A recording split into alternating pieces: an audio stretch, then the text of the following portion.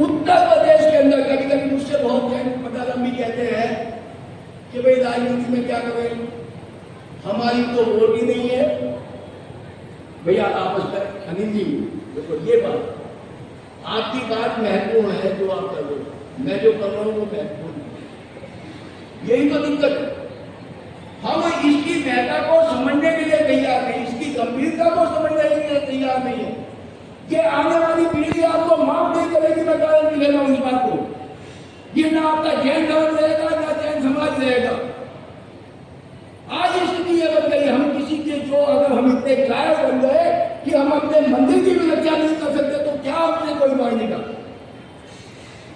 आपके खुद में कोई उभार नहीं है। पहले बताइए 20,000 लोगों को गोवा के अंदर शेख रेलियन ने तोप के गोले से मार दिया इसलिए कि वो जैन धर्म में ईसाई से परिवर्तित करना चाहता था। ये हमारा इतिहास है। लेकिन आज हमारा इतिहास क्या है? मीरांदाएं बात कर रही है, उधर ही बात कर रही है। हमने वो बात ही नहीं है। मैंने सवाल पूछा था कि हम जैन हैं या नहीं। हम अपने मत को भी ऐसे मानना चाहते हैं। उत्तर प्रदेश के अंदर 100 स्थान ऐसे थे जहां पर 5,000 वोटों का अंतर था। कितने का अंतर था? कितने का अंतर था? क्या हम किसी शहर में 5,000 भी नहीं है क्या? हम तो वोट जाएंगे, अगर जो वोट आप जिसको देते हैं उससे ये भी तो सवाल करो कि भाई तू अगर विधायक बन गया तो विधानसभा में हमारी आवाज उठाएगा। आप सांसद बन गए तो आप हमारी आवाज उठाएंगे? आपने कभी कहा किसी ने? आज स्थिति ऐसी विकट होती जा रही है। देखिए आज जो रक्षा सम्मेलन का आयोजन यहाँ पर हुआ है, देखिए एक बात आप समझ लीजिए कि अगर आप में जागृत नहीं हुए, आपका जन्म तो अगर बाहर निकलकर नहीं आया, आप केवल आज अपनी आन बान शान में है, जबकि पॉलिटिकल हिस्ट्री आपकी खत्म हो गई है। लोकतंत्र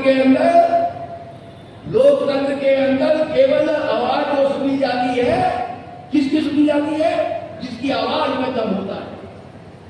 अब आप आवाज में पैदा करें, इसका गुनेगार कोई दूसरा नहीं है, कोई अन्य इस समस्या को हल करने वाला नहीं है। आज हमारे कितने ज्यादातर लोगों में शादी हो रही है, उसको कौन कर देखेगा? वही सबसे पहली बात कि हम जैन हैं या नहीं है। अरे पहली बात मैं जब तुम्हारा की पूछता हूं कि हम जैन हैं क्या, तो एक बात बोलो, मुट्ठी बीच कर बोलो कि हम जैन हैं। आवाज नहीं दम रही है जैन क्या?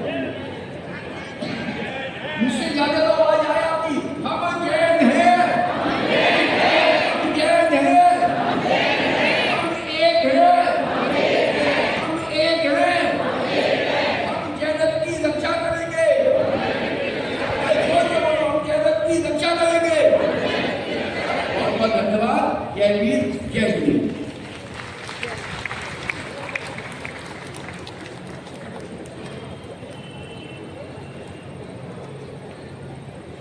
उपाध्याय श्री रविंद्र मुनि जी महाराज के चरणों में चलने से पूर्व जैन मिलन ग्रुप पार्टी की वीरांगनाएं आए और वही मिलन गीत की प्रस्तुति यात्रा प्रस्तुत करेगी।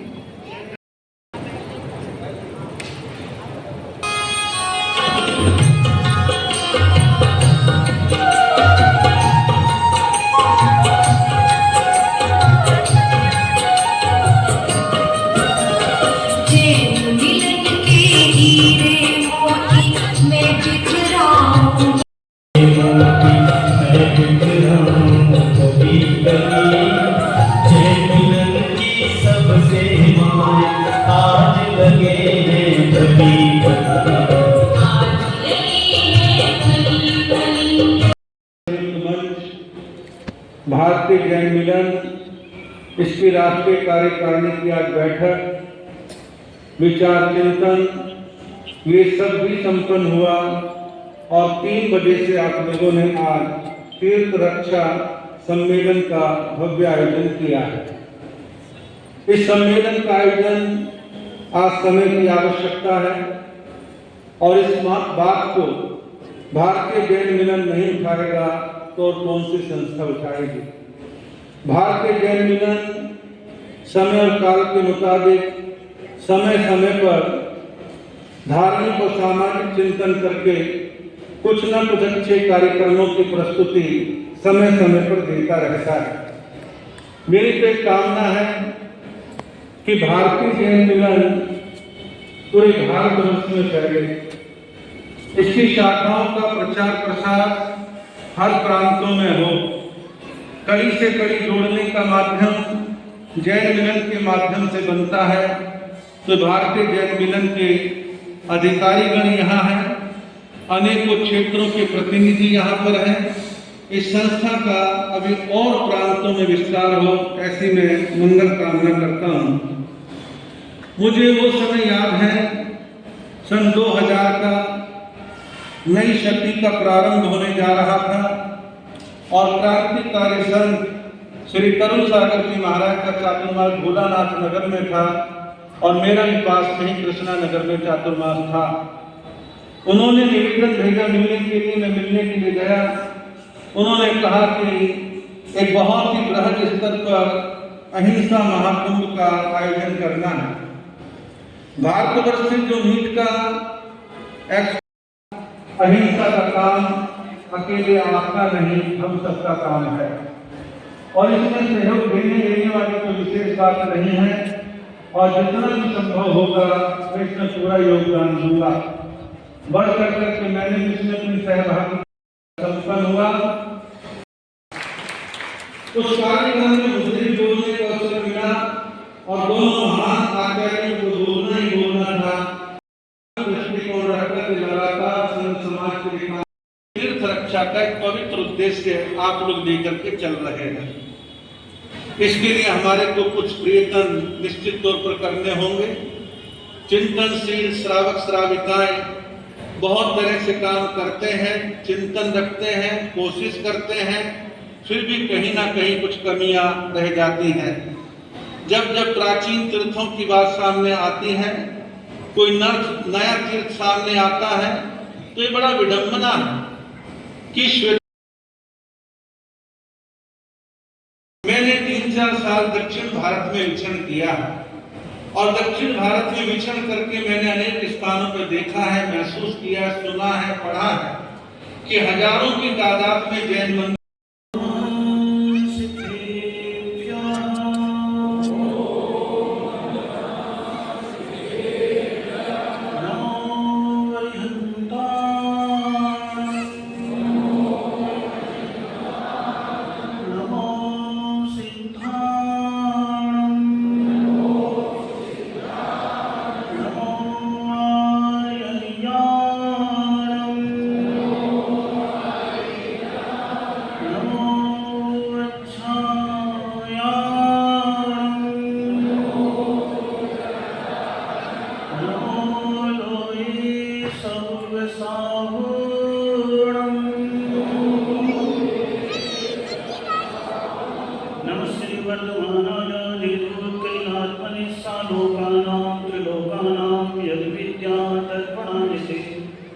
मंगलम भगवान वीरो मंगलम गौतमोगणी मंगलम पुष्पदंताख्यो जैनधर्मोस्तु मंगलम। बोलिए परमपिता परमेश्वर प्रथम तीर्थंकर आदिनाथ भगवान की अंतिम तीर्थंकर विश्व प्रभु भगवान महावीर स्वामी की अहिंसा परमो धर्म की परम पूज्य आचार्य प्रवर्त में श्री 108 पुष्पदंत सागर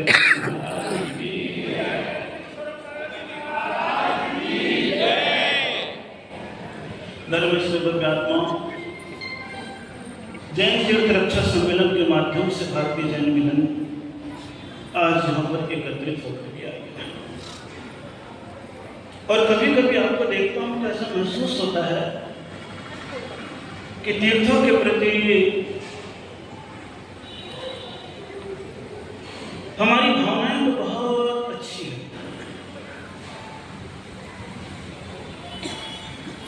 लेकिन कभी कभी जब क्रियान्वित करने का अवसर आता है तो हमारी अच्छी भावना बहुत कच्ची रह जाती है।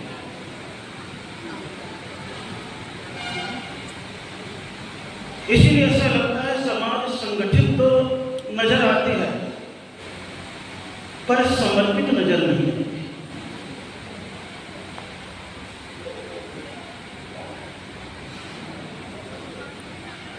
संगठन का परिणाम कभी देखता हूं तो ऐसा लगता है कि 2 घंटे के कार्यक्रम के लिए आप सभी लोग 1000 किलोमीटर दूर से आ गए, संगठित तो है, लेकिन कभी तीर्थ पर कोई आपत्ति आती है तो 1000 किलोमीटर दूर से जैनी वहां सुरक्षा के लिए समर्पित नहीं है।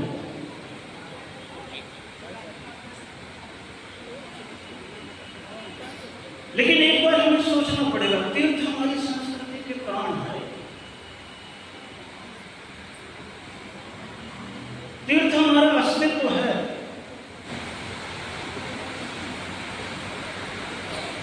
तीर्थ हमारी अतीत की स्मृति है, वर्तमान का संस्कार है और भविष्य का आधार है।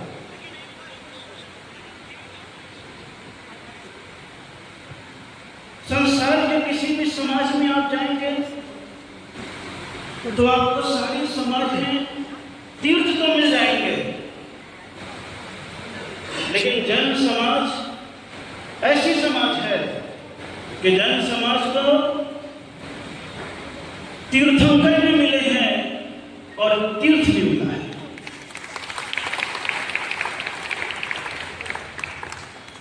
चतुर्थ काल में अगर देखेंगे तो सारे के सारे तीर्थंकर जीवंत थे, तो जंगल तीर्थ के रूप में विचरण करते रहते थे। तो मुनि, आर्यिका, श्रावक और श्राविका निरंतर परस्पर में संवाद समर्पण करते हुए जीवंत तीर्थ को विकसित करते चले गए। लेकिन जब तीर्थंकर आदिनाथ भगवान के विदा का समय आया, निर्वाण का समय आने लगा, तो भरत चक्रवर्ती के मन में प्रश्न उठ गया, हे तीर्थंकर आदिनाथ भगवान, आपके चरणों में मेरा बारंबार प्रणाम है। मन बड़ा बेचैन है, परेशान है, अशांत है। आपके सम्मुखण में आता हूं और आपके उपदेश का आचरण में परिपालन भी करता हूं, लेकिन कभी कभी मन बेचैन हो जाता है कि आप जैसे महापुरुष तीर्थंकर इस दुनिया से विदा हो जाएंगे तो फिर हम धर्म का पालन कैसे करेंगे, धर्म की आराधना कैसे करेंगे, आपकी पूजा उपासना कैसे करेंगे। तीर्थंकर आदिनाथ के दिव्यांग से दिव्य ध्वनि की और एक ही बात का निश्चित हुआ कि हे भक्तवर पुंडरीक भरत चक्रवर्ती, तीर्थंकर निर्वाण को प्राप्त हो जाएंगे, चेतना तो विदा हो जाएगी, लेकिन अगर उनकी प्रतिकृति का निर्माण करके यह गृहस्थ उनकी आराधना करता है तो साक्षात सम्मोषण